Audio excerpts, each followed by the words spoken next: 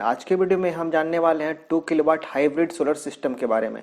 इस सिस्टम में लगने वाला जो भी चीज़ हो, चाहे वो पैनल हो, इन्वर्टर हो, सब्सिडी हो, प्राइस हो, एरिया हो, जो भी चीज़ है सब कुछ जानने वाले हैं आज के वीडियो में। तो चलिए फटाफट वीडियो को स्टार्ट करते हैं। सबसे पहले हम ये जान लेंगे कि 2 किलोवाट का जो ये प्लांट है, जिसे हम लोग 2000 वाट बोल सकते हैं, तो दो तरह का पैनल इसमें हम लगा सकते हैं। ऐसे लगा तो हम सभी पैनल सकते हैं, लेकिन अगर हम इस दो तरह के जैसे 335 वाट और 250 वाट का अगर पैनल लगाते हैं तो एक सही अमाउंट में 2 किलोवाट हमें मिल जाएगा। अगर हम मान लो 100 वाट का पैनल लगाते हैं तो हमें बहुत ज़्यादा पैनल लगाना पड़ जाएगा। किस क्वांटिटी में हमें पैनल लगाना पड़ेगा? अगर हमें 335 वाट का पैनल, नंबर ऑफ पैनल जो है वो 6 लगाना पड़ेगा, और अगर हम 250 वाट का पैनल लगाते हैं तो हमें 8 पैनल लगाना पड़ जाएगा 2 किलोवाट हाइब्रिड सोलर सिस्टम के लिए। अब बात करते हैं कि इस 2 किलोवाट हाइब्रिड सोलर सिस्टम में लगने वाला स्ट्रक्चर जो होगा वो कितने साइज का होगा। तो इसका भी साइज 2 किलोवाट होगा, क्योंकि जाहिर सी बात है इस पे लगने वाला स्ट्रक्चर जो है वो डिपेंड करेगा पैनल पे कि पैनल कौन सा है, 335 वाट का पैनल है या फिर 250 वाट का पैनल है।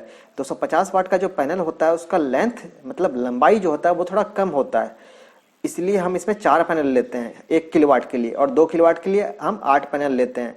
तो जाहिर सी बात है 8 पैनल हम लेंगे तो इसका चौड़ाई जो होगा, 8 पैनल हम एक साथ लगाएंगे तो ये बहुत ज़्यादा चौड़ा हो जाएगा, लंबाई इसका कम हो जाएगा। इसमें क्या है, इसका पैनल का लंबाई ज़्यादा है और इसमें 1 किलोवाट में सिर्फ 3 पैनल हैं और 2 किलोवाट में 6 पैनल हैं, इसलिए इसका चौड़ाई कम होगा। तो दोनों पैनल के लिए अलग अलग स्ट्रक्चर होते हैं।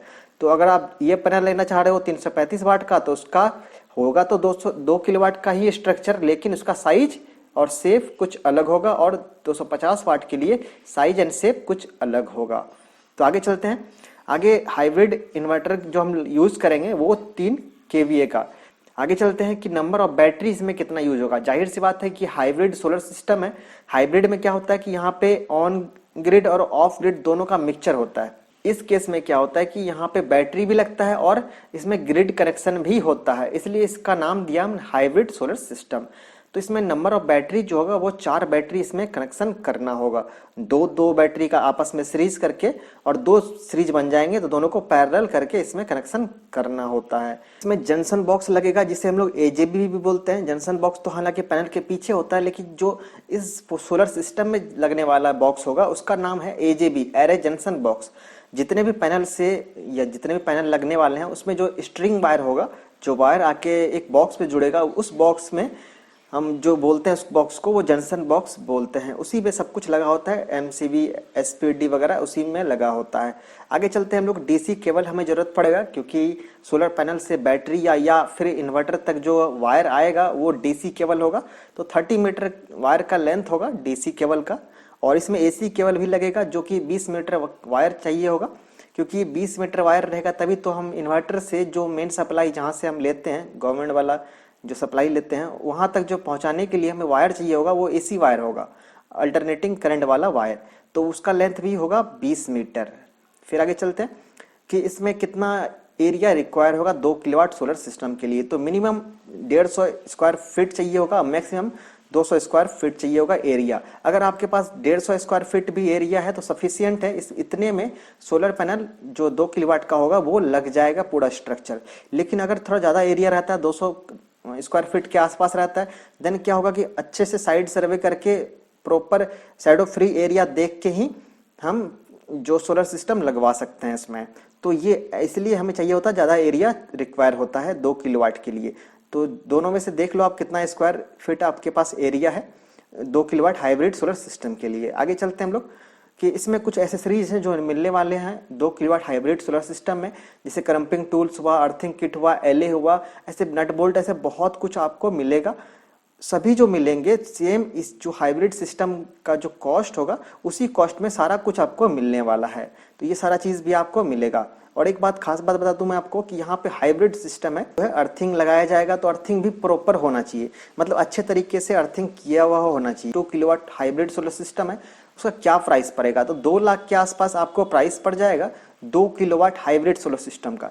यहाँ आप बोलोगे कि ज़्यादा महंगा है, तो महंगा नहीं है। यहाँ पे आपने 2 चीज़ लगाया है, आपने ऑन ग्रिड का सिस्टम भी है इसमें और ऑफ ग्रिड का भी सिस्टम है इसमें, इसलिए इसका जो कॉस्ट है ऑफ ग्रिड से ज़्यादा है और ऑन ग्रिड से भी ज़्यादा है, क्योंकि यहाँ पे 2 तरह का सिस्टम, 2 चीज़ यूज होने वाला है। एक तो बैटरी वाला ऑफ ग्रिड सिस्टम है, दूसरा ऑन ग्रिड जिसको नेट मीटर वाला वो भी इसमें लगने वाला है, इस वजह से इसका कॉस्ट ज़्यादा होता है। अगर आप यही चीज़ ऑन ग्रिड में देखोगे तो आपको कॉस्ट जो है बहुत कम मिलेगा, ऑफ ग्रिड में भी कम मिलेगा। लेकिन ये हाइब्रिड सिस्टम है। आप अगर ऑफ ग्रिड वाला वीडियो नहीं देखे हो तो देख लेना, मैंने 2 किलोवाट ऑफ ग्रिड सिस्टम का वीडियो अपलोड कर रखा है, 2 किलोवाट ऑन ग्रिड का भी सिस्टम, ऑन ग्रिड सिस्टम का वीडियो अपलोड कर रखा है। दोनों का अलग अलग प्राइस है, दोनों का अलग अलग सारा डेटा है, आप वहां से कलेक्ट कर सकते हो उस वीडियो से।